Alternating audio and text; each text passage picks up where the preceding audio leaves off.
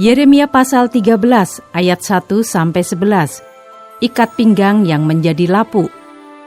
Beginilah firman Tuhan kepadaku, pergilah membeli ikat pinggang lenan, ikatkanlah itu pada pinggangmu, tetapi jangan kau celupkan ke dalam air. Maka aku membeli ikat pinggang seperti yang difirmankan Tuhan, lalu mengikatkannya pada pinggangku. Sesudah itu datanglah firman Tuhan kepadaku untuk kedua kalinya, bunyinya, ambillah ikat pinggang yang telah kau beli dan yang sekarang pada pinggangmu itu. Pergilah segera ke sungai Efrat untuk menyembunyikannya di sana, di celah-celah bukit batu. Maka pergilah aku, lalu menyembunyikannya di pinggir sungai Efrat seperti yang diperintahkan Tuhan kepadaku. Sesudah beberapa waktu lamanya, berfirmanlah Tuhan kepadaku, pergilah segera ke sungai Efrat, mengambil dari sana ikat pinggang yang kuperintahkan kau sembunyikan di sana. Maka pergilah aku ke sungai Efrat, lalu aku menggali dan mengambil ikat pinggang itu dari tempat aku menyembunyikannya. Tetapi ternyata ikat pinggang itu sudah lapuk, tidak berguna untuk apapun. Lalu datanglah firman Tuhan kepadaku, beginilah firman Tuhan, demikianlah aku akan menghapuskan kecongkak-bongkakan Yehuda dan Yerusalem. Bangsa yang jahat ini, yang enggan mendengarkan perkataan-perkataanku, yang mengikuti kedegilan hatinya, dan mengikuti Allah lain untuk beribadah dan sujud menyembah kepada mereka, akan menjadi seperti ikat pinggang ini yang tidak berguna untuk apapun. Sebab seperti ikat pinggang melekat pada pinggang seseorang, demikianlah tadinya segenap kaum Israel dan segenap kaum Yehuda kulekatkan kepadaku. Demikianlah firman Tuhan, supaya mereka itu menjadi umat, menjadi ternama, terpuji dan terhormat bagiku, tetapi mereka itu tidak mau mendengar.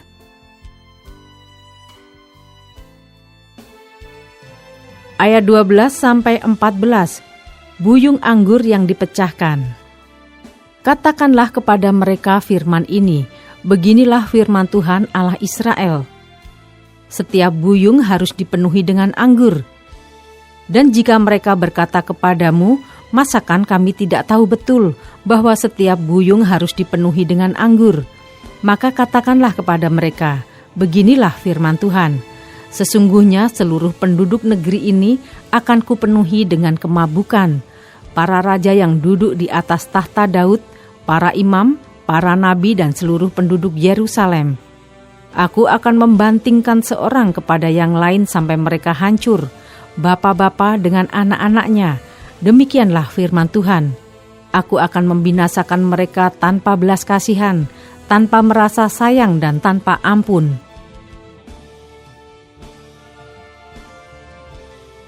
Ayat 15-27, peringatan dan ancaman.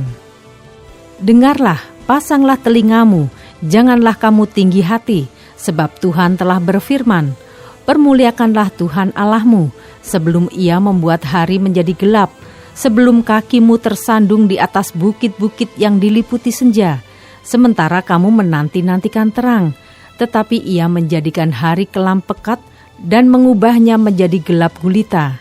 Jika kamu tidak mau mendengarkannya, aku akan menangis di tempat yang tersembunyi oleh karena kesombonganmu. Air mataku akan berlinang-linang, bahkan akan bercucuran oleh sebab kawanan domba Tuhan diangkut tertawan. Katakanlah kepada raja dan kepada ibu suri, duduklah di tempat yang rendah sekali, sebab mahkota kemuliaanmu sudah turun dari kepalamu. Kota-kota tanah Negeb sudah ditutup gerbangnya, dan tidak ada seorang pun yang membukanya. Segenap Yehuda sudah diangkut ke dalam pembuangan, diangkut ke dalam pembuangan seluruhnya. Layangkanlah matamu, hai Yerusalem, dan lihatlah, ada orang-orang datang dari utara. Di manakah kawanan ternak yang diberikan kepadamu, kambing domba yang menjadi kemuliaanmu? Apakah yang kau katakan apabila diangkat menjadi kepalamu orang-orang yang kau perlakukan sebagai pacar? Bukankah kesakitan akan menyergap engkau seperti halnya seorang perempuan yang melahirkan? Dan apabila engkau bertanya dalam hatimu, mengapakah semuanya ini menimpa aku? Karena banyaknya kesalahanmu lah, maka disingkapkan ujung kainmu dan engkau diperkosa. Dapatkah orang Etiopia mengganti kulitnya atau macan tutul mengubah belangnya? Masakan kamu dapat berbuat baik, hai orang-orang yang membiasakan diri berbuat jahat? Aku akan menghamburkan mereka seperti sekam yang diterbangkan angin padang gurun. Itulah nasibmu, bagianmu yang telah kuukur untukmu. Demikianlah firman Tuhan, karena engkau melupakan aku dan mempercayai dusta.